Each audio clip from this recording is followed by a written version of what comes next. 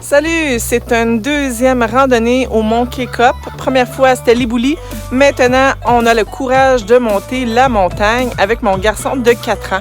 Donc là, comme vous allez pouvoir voir, on est dans la saison des feuilles, de couleurs. Alors, j'espère qu'on va avoir une belle vue et que ça ne sera pas trop nuageux en haut de la montagne.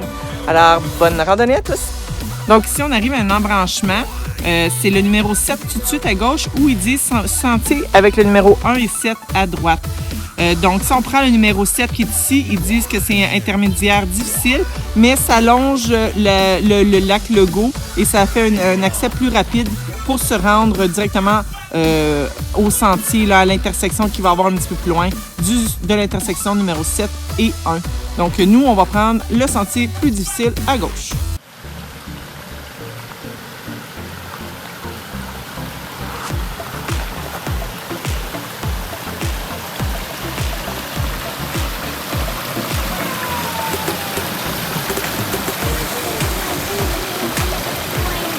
Oui.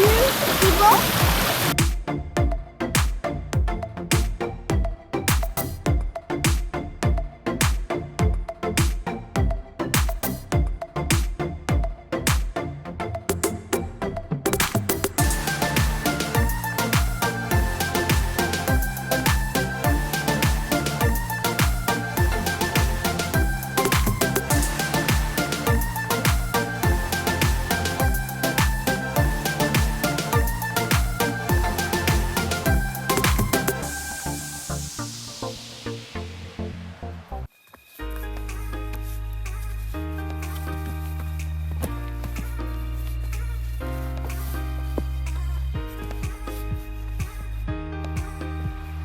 On est maintenant arrivé de l'autre côté du lac.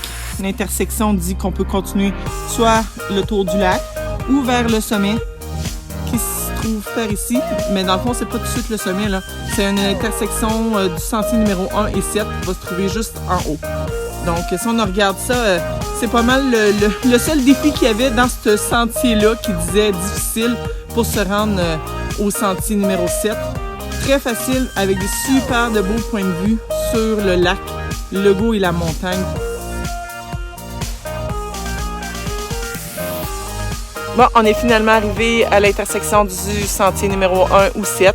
Donc, nous prenons aujourd'hui avec courage le sentier numéro 7 qui monte vers la montagne. On a déjà un bel aperçu là, en arrière qu'il y a de la roche, il y a de la montagne. Donc, on va espérer qu'on va le réussir en un temps quand même bon. Vous allez voir à la fin, on va pouvoir vous dire comment ça a été et si ça a bien été avec un enfant de 4 ans.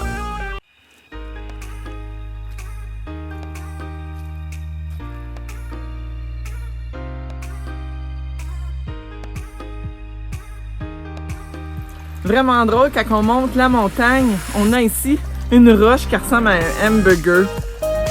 Vraiment comique. Ça l'a fait rire mon garçon.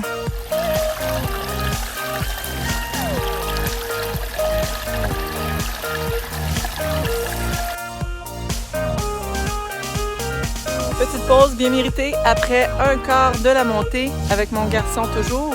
Ça nous a pris 30 minutes et maintenant nous faisons une petite pause avec cette belle vue qu'on a ici sur le mont. Bien content d'avoir pu se rendre ici en 30 minutes. Ça donne 1 km.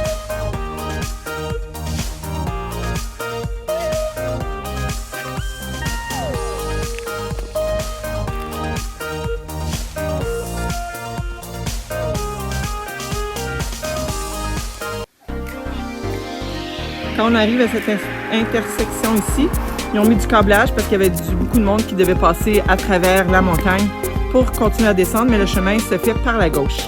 Donc si on continue à monter par ici, on peut voir au loin, entendez, on va se tasser un petit peu, on peut voir au loin une petite pancarte bleue qui veut dire qu'on est rendu à la moitié de la montagne après 1,65 km et 55 minutes toujours. On est super fiers, super en forme parce que ça prend beaucoup de cardio. Donc, regardez la belle vue. Il nous en reste encore. Donc, peut-être, j'estime un petit 2 heures pour faire le total de la montée.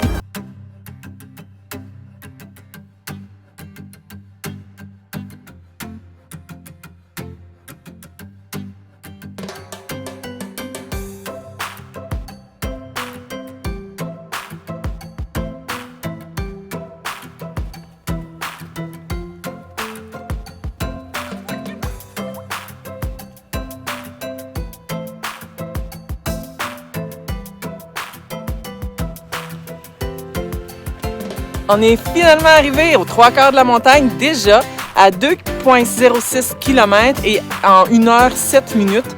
Donc, entre la moitié et les 3/4, ça se fait relativement vite. Donc, il nous en reste pas gros. Ça a été moins long que je pensais. Puis, je vous laisse voir la végétation ici. Vous voyez, elle a beaucoup changé. C'est beaucoup de conifères parce qu'on est rendu beaucoup plus haut dans la montagne et il fait relativement plus froid. Donc, mon petit t-shirt va se changer bientôt en coton ouaté.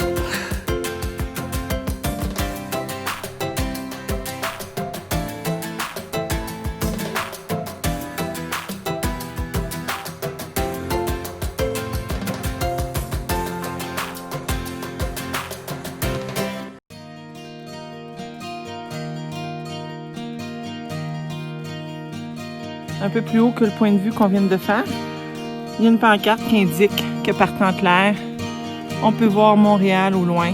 Mais aujourd'hui, ce n'est pas une bonne journée pour ça.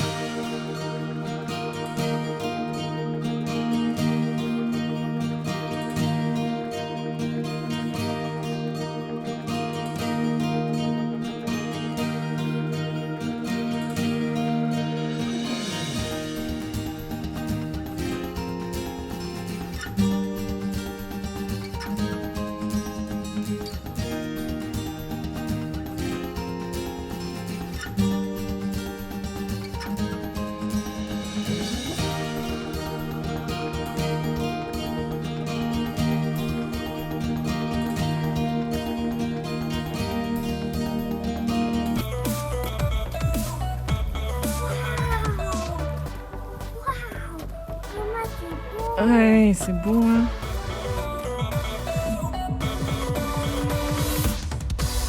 Finalement, on a réussi. En 3 km, on l'a fait en 1 heure 25. La dernière partie du trajet a été beaucoup plus rapide. Et on est très fiers. On a réussi à monter le Mont K-Cup en 1 heure 27 minutes. Mon garçon est très content. Il saute de joie. On est bien, mais là, comme vous pouvez voir, on s'est mis une tuque et un manteau parce qu'il fait plutôt froid. Alors, appréciez la belle vie.